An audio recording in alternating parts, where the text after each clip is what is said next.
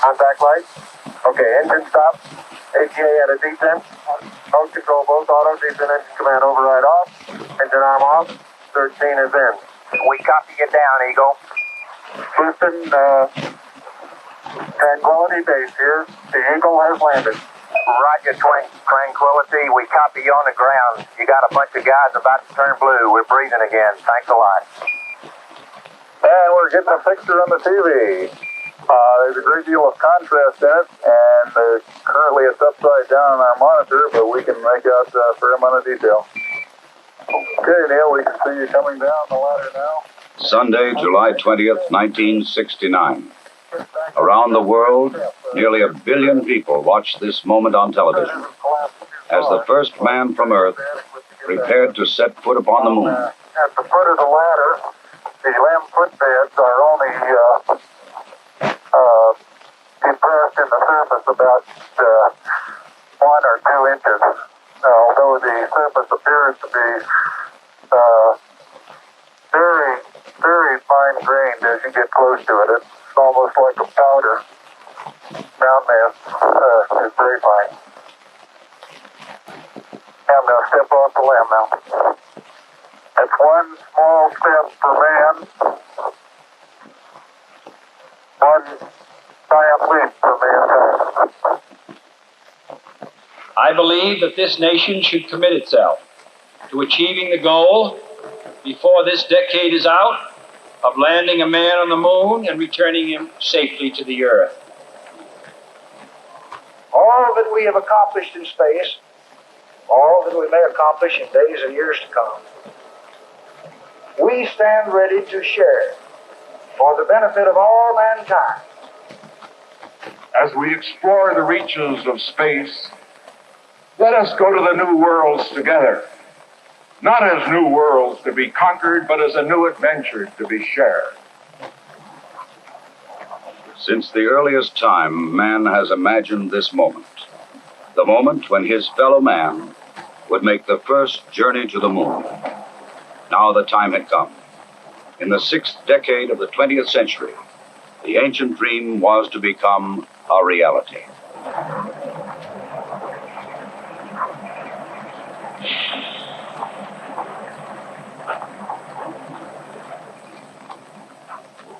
The flight of Apollo 11 was the culmination of many years of planning, working, building, and testing.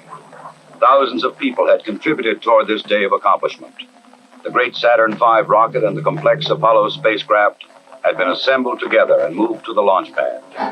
The equipment and techniques and personnel had been proved in earlier missions, and now they were ready. The astronauts chosen for this mission had flown it many times in ground-based simulators. They had all been in space before. They had trained carefully and well, and now they too were ready. Astronaut Michael Collins would pilot the Apollo command module.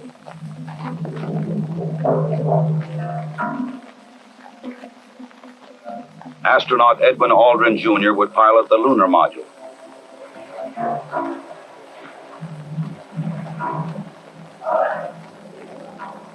And astronaut Neil Armstrong would serve as mission commander. Armstrong would be the first man to step upon the moon.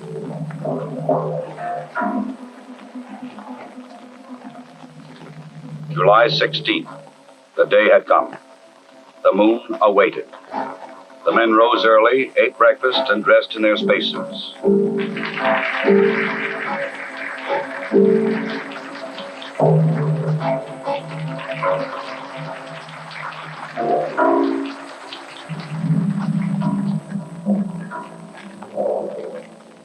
Other astronauts had made this journey to the launch pad, but never with such anticipation.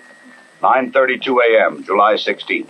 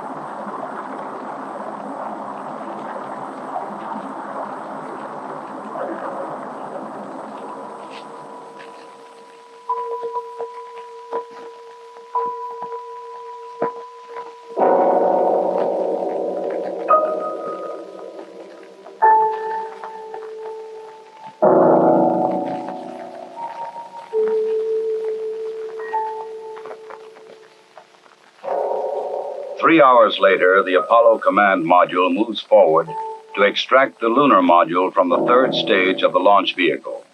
Both are moving at more than 17,000 miles an hour. Docked together, they will sail 250,000 miles across the sea of space and into orbit around the Earth's nearest neighbor. Oh, loud and clear now, Mike, and we understand that you are docked. During the 3-day journey to the moon, the astronauts kept busy. Checklists, navigation and observation, housekeeping.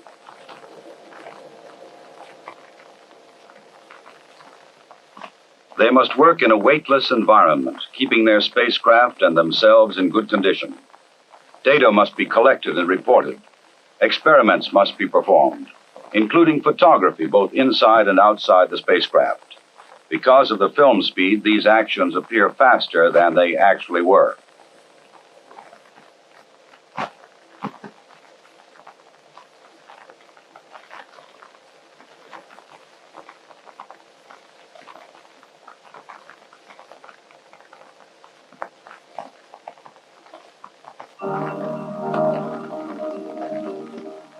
July 19th. Apollo 11 slows down and goes into orbit around the moon. The bright blue planet of Earth now lies 238,000 miles beyond the lunar horizon. Astronauts Armstrong and Aldrin, now in the lunar module, separate from the command module.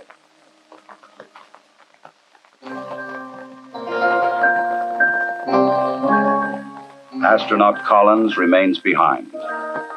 Preparation for the lunar module descent to the moon now begins.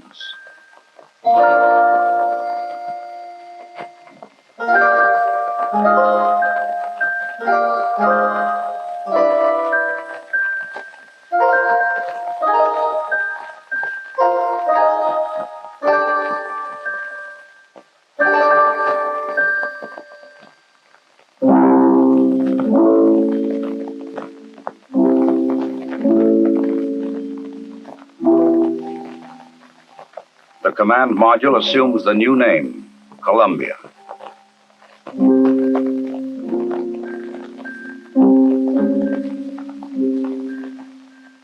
The lunar module will be called the Eagle. From Columbia, Michael Collins' camera sees bright rays of the sun reflecting patterns of color from the surface of the Eagle. In this strange metallic bird rides the ancient and endless dream of all mankind. The command pilot can see detail which his camera cannot record. The 4 landing pads of the lunar module are fully extended and locked in place. The Eagle is poised and prepared for its descent to the lunar surface.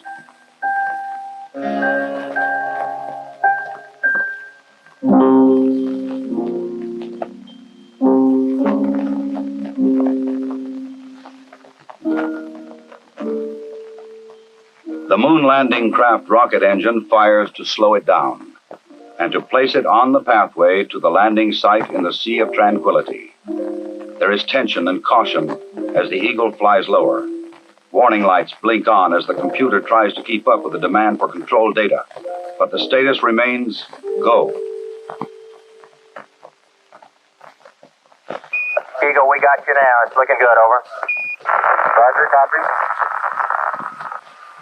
Eagle Houston, after yaw around angles, S-band pitch, -9er, yaw, +18. Roger, you're a go to continue power descent. You're a go to continue power descent. Altitude now 21,000 feet, still looking very good. Velocity down now to 1,200 feet per second. You're looking great to us, Eagle. Give us a reading on the 1202 program alarm. Roger, we got you. We're going at alarm. Good radar data. We're now in the approach phase. Everything looking good. Altitude 4,200. Houston, you're a go for landing, over. Roger, understand. Go for landing. 3,000 feet. Top alarm. Altitude 1,600. 1,400 feet, still looking very good. 700 feet, 21 down. 33 degrees.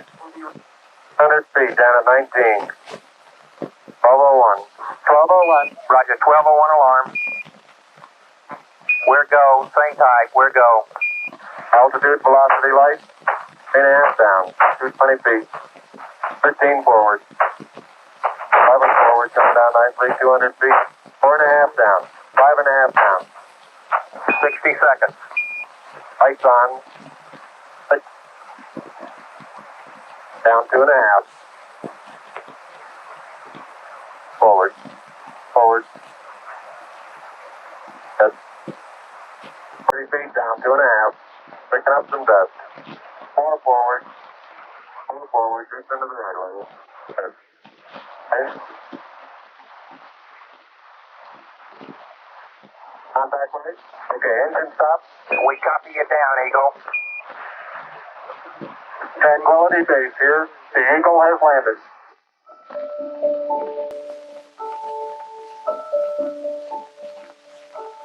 Through the window of the Eagle, Armstrong and Aldrin see what no human eyes have ever seen before. Their spacecraft casts a long shadow across the undisturbed dust of centuries.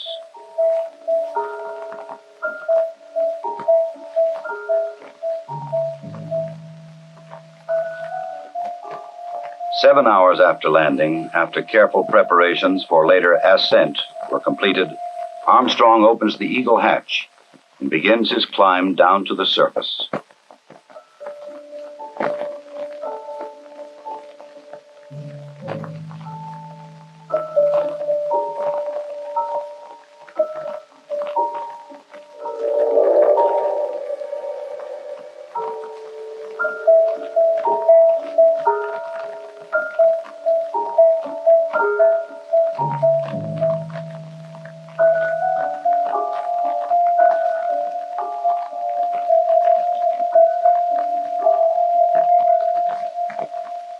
The first footsteps on this strange new world must be taken cautiously.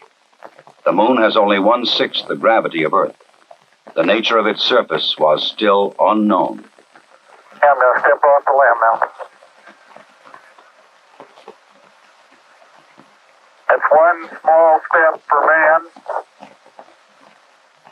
one giant leap for mankind.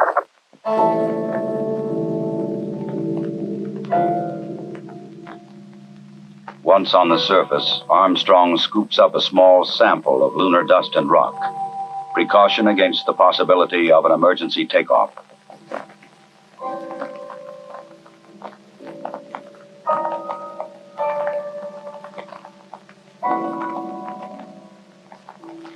According to plan, astronaut Aldrin now descends from the Eagle. He and his equipment would weigh 383 pounds on Earth. Here, they weigh about 66 pounds.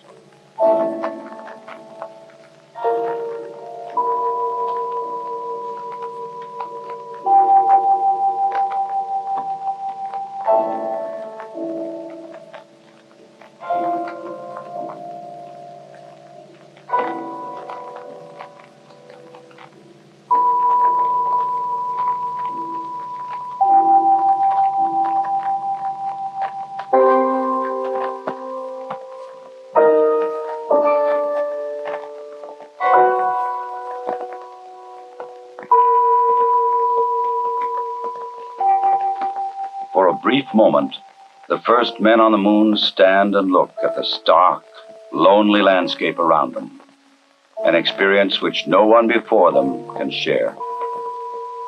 But there is much to be done in the limited time which they can stay on this airless, cloudless satellite of Earth.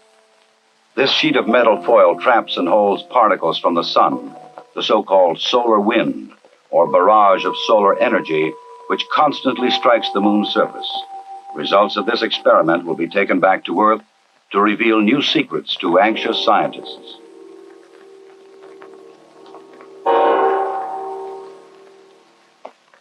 An American flag is left behind on the moon, together with medals honoring American and Soviet spacemen who lost their lives in earlier space tests, and a small disc carrying messages of goodwill from 73 nations on Earth.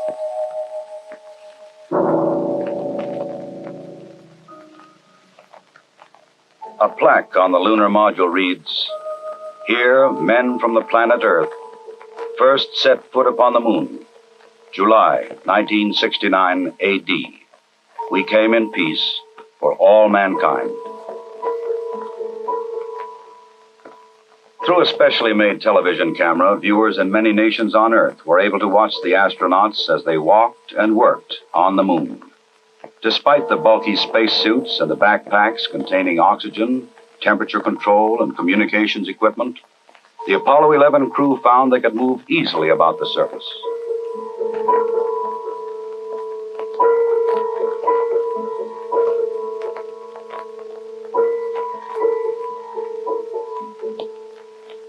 Because there is no wind or rain on the moon, these footprints will remain for centuries.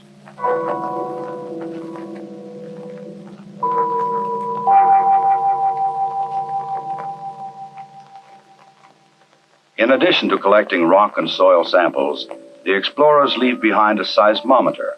This highly sensitive device would send back valuable information on external meteoroid impacts, as well as internal lunar movements.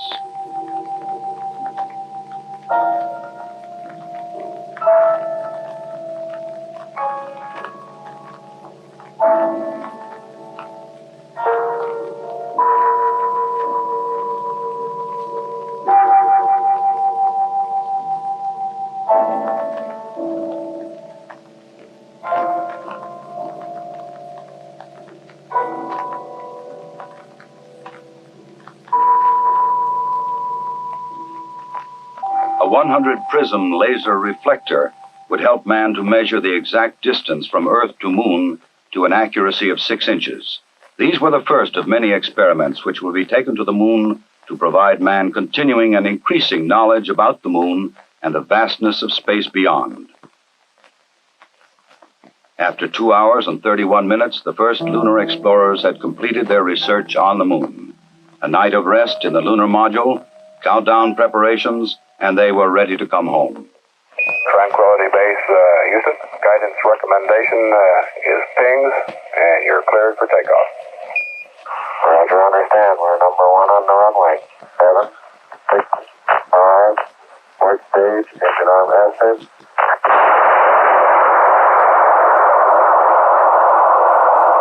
Oh, beautiful. Very smooth.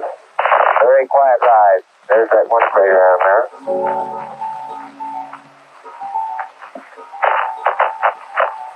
1,000 feet high, 80 feet per second vertical rise. Eagle Houston, you're looking good at 2. Ping, zags, and midspin all agree. And then right down US1. Eagle Houston, going right down the track. Everything's great. Horizontal velocity approaching 2,500 feet per second. Roger. Some 120 miles to go until insertion. July 21st. The Eagle and its 2-man crew lifted off the Moon perfectly and climbed slowly to rendezvous and dock with the mothership, Columbia.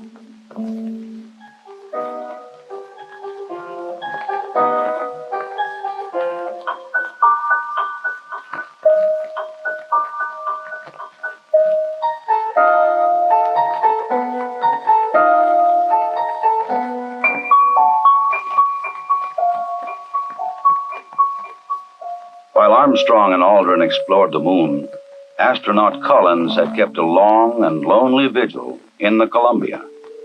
The approaching Eagle was a welcome sight.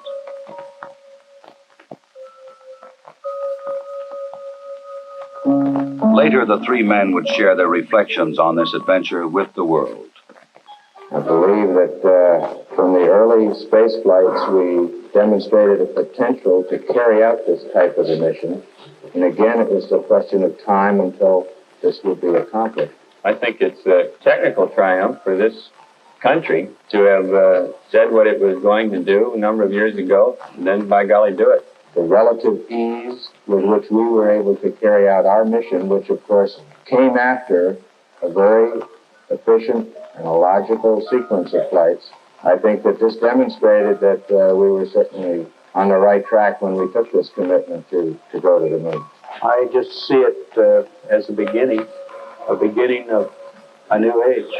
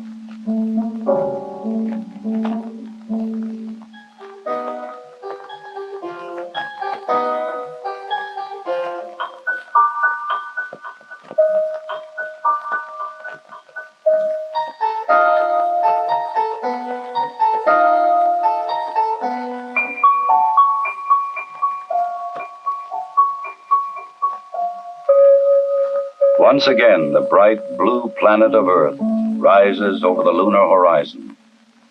For those who had witnessed man's landing in the Sea of Tranquility, the moon would never again appear quite the same.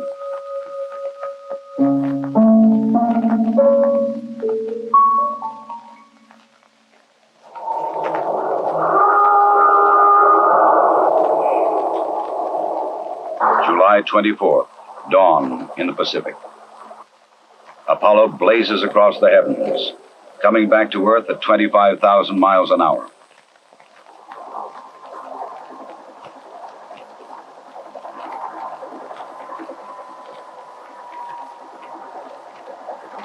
President Richard Nixon, who had talked with the astronauts by telephone while they were on the moon, was waiting aboard the recovery carrier to welcome the returning voyagers.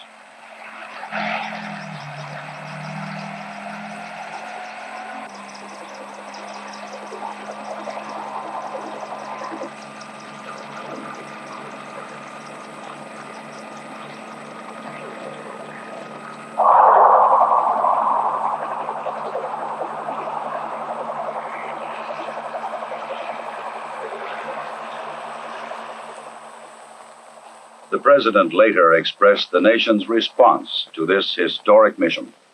Some way, when those two Americans stepped on the moon, the people of this world were brought closer together. That it is that spirit, the spirit of Apollo, that America can now help to bring to our relations with other nations. The spirit of Apollo transcends geographical barriers and political differences. It can bring the people of the world together in peace. To protect against any possible lunar contamination, the astronauts put on airtight special garments before coming aboard the rescue ship.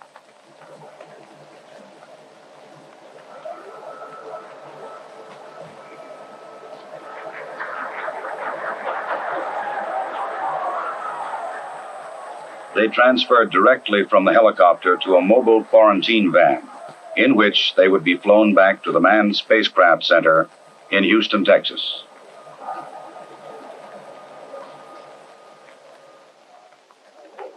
July 27th. The journey was ended. They were home again.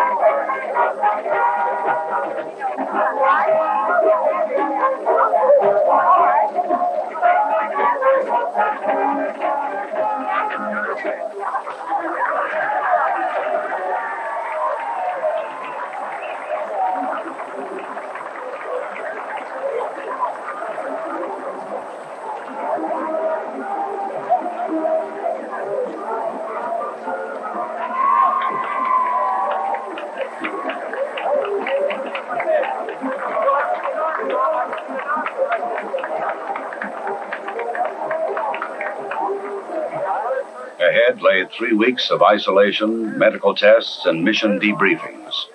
Then visits to major cities of America and abroad. The details of their unique mission would be relived and remembered so that others might learn what they had learned, and that future travelers in space might build upon their experience.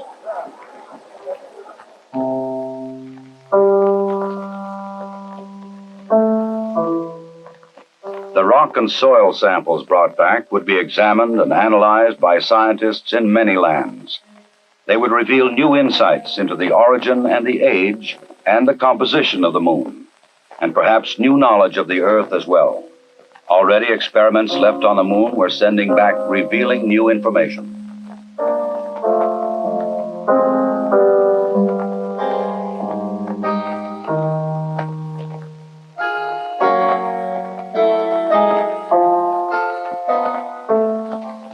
The mission was successfully completed.